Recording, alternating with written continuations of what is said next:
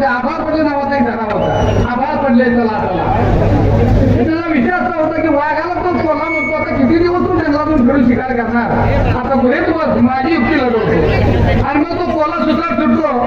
आणि सगळ्या जंगलातल्या प्राण्यांना सांगतो आभार पडले पळापळा अहो तुला ही जागा कुठे तो तू गुहा दाखवतो वाघाची आणि पुढे काय आहे तो सगळ्यांना माहिती आहे. पण अशा परिस्थितीमध्ये अनेक जण त्या गुहेमध्ये सामील होत असताना आपल्याला माहिती आहे की एक आणि एकच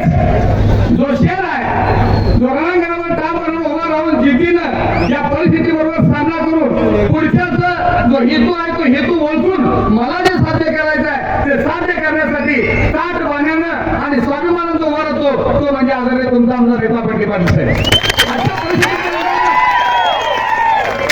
या देशाला ज्या काँग्रेसनं स्वातंत्र्य मिळवून दिलं, देशाला विकासाच्या दिशेने घेऊन गेला, 70 वर्षाच्या काळामध्ये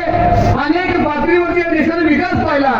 आणि आजच्या काळामध्ये आपण जे पाहतोय परिस्थिती जे काँग्रेसने उभा केलं त्याला मोडून टाकायचं काम, विकून टाकायचं काम आणि जनतेला सांभाळायचं काम, या परिस्थितीमध्ये जी सत्ता आताची करते आहे त्याच्या विरोधामध्ये जनतेला पुन्हा न्याय मिळवून देण्यासाठी काँग्रेसची विचारधारा आपल्या बरोबर आपल्या मनाची ठामपणाने ठेवून तुमच्या सर्वांच्या साथीनं पुन्हा नव्यानं या देशाला हिताच्या दिशेनं समाजहिताच्या दिशेनं आणि विकासाच्या दिशेनं नेण्यासाठी ज्यांनी प्रण केलेला आहे त्या प्रणालीबरोबर आम्ही सगळेजण सोबत आहोत सांगण्यासाठी आता पाटील साहेब ही जनता या ठिकाणी उभी राहिलेली आहे.